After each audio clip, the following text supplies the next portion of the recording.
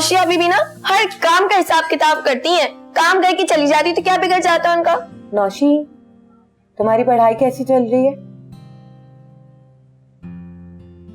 याद है ना, अम्मा ने लास्ट वार्निंग दी है तुम्हें। अब भी अगर तुमने दिल लगा के पढ़ाई नहीं की ना तो अम्मा कोचिंग छुड़वा कर तुम्हें घर में बिठा देंगी।